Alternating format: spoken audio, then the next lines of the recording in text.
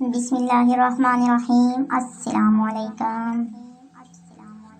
ایک مرتبہ صحابہ کرام رضی اللہ تعالی عنہ نے حضور پاک صلی اللہ علیہ وسلم سے عرض کیا کہ اللہ کے رسول ہمیں اپنے بارے میں کچھ بتائیے، تو آپ صلی اللہ علیہ وسلم نے ارشاد فرمایا، میں اپنے باپ ابراہیم علیہ السلام کی دعا ہوں، اپنے بھائی عیسیٰ علیہ السلام کی بشارت ہوں اور خوشخبری ہوں۔ جب میں اپنی والدہ کے شکم میں آیا تو انہوں نے دیکھا، گویا ان سے ایک نور ظاہر ہوا جس سے ملک شام میں بصرہ کے محلات روشن ہو گئے۔ حضرت آمنہ رضی اللہ تعالی عنہا نے حضرت حلیمہ رضی اللہ تعالی عنہ سے فرمایا تھا کہ میرے اس بچے کی شان نرالی ہے، یہ میرے پیٹ میں تھے تو مجھے کوئی دھڑکن اور بھوک محسوس نہیں ہوئی۔ حضرت عیسیٰ علیہ السلام وہ آخری پیغمبر ہیں جنہوں نے آپ صلی اللہ علیہ وسلم کی آمد کی خوشخبری سنائی۔ اس بشارت کا ذکر قرآن مجید میں بھی ہے۔ سورۃ صف میں اللہ تبارک و تعالیٰ فرماتا ہے، اور اسی طرح وہ وقت بھی قابل ذکر ہے جبکہ عیسیٰ ابن مریم نے فرمایا کہ اے بنی اسرائیل، میں تمہارے پاس اللہ کا بھیجا ہوا نبی ہوں کہ مجھ سے پہلے تو تورات آ چکی ہے اور میں اس کی تصدیق کرنے والا ہوں، اور میرے بعد جو رسول آنے والا ہے ان کا نام مبارک احمد ہوگا، میں ان کی بشارت دینے والا ہوں۔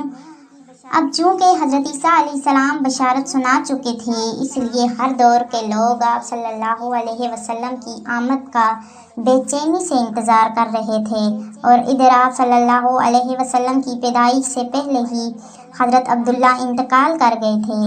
سب کا کتب میں آپ صلی اللہ علیہ وسلم کی نبوت کی ایک علامت یہ بھی بتائی گئی، کپڑوں کا اپنے آپ صلی اللہ علیہ وسلم کے والد کی ولادت سے پہلے ہو جائے گا۔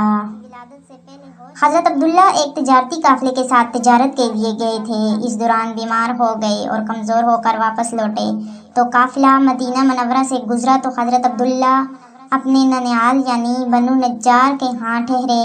ان کی والدہ بنو نجار سے تھیں، ایک ماہ تک بیمار رہے اور انتقال کر گئے، انہوں نے وہیں دفن کر دیا۔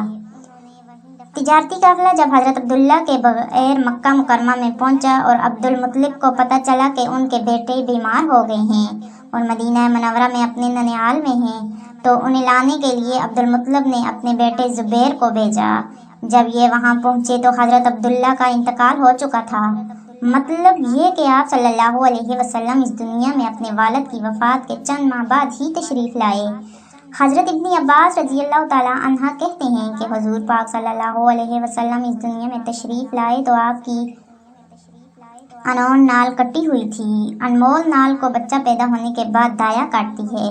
عبد المطلب یہ دیکھ کر بے حد حیران ہوئے اور خوش بھی ہوئے، وہ کہا کرتے تھے میرا بیٹا نرالی شان کا ہوگا۔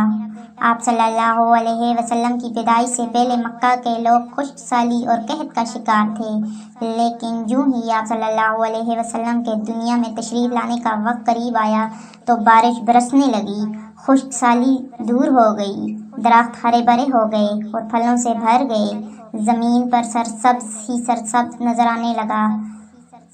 پیدائش کے وقت آپ صلی اللہ علیہ وسلم اپنے ہاتھوں پر جھکے ہوئے تھے، سر آسمان کی طرف تھا۔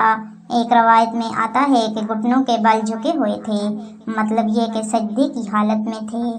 آپ صلی اللہ علیہ وسلم کی مٹھی بند تھی اور شہادت کی انگلی اٹھی ہوئی تھی۔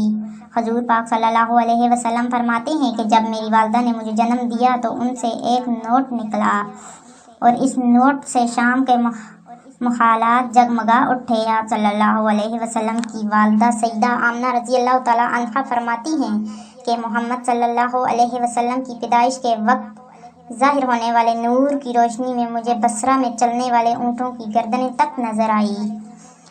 علامہ ساحلی رحمۃ اللہ علیہ نے لکھا ہے کہ جب آپ صلی اللہ علیہ وسلم پیدا ہوئے تو آپ صلی اللہ علیہ وسلم نے اللہ کی تعریف کی، اور ایک روایت میں آتا ہے کہ اللہ تبارک و تعالیٰ سب سے بڑا ہے اور اللہ تعالیٰ کی بے حد تعریف ہے، اور میں صبح شام اللہ کی پاکی بیان کرتا ہوں۔ آپ صلی اللہ علیہ وسلم کی ولادت کب ہوئی؟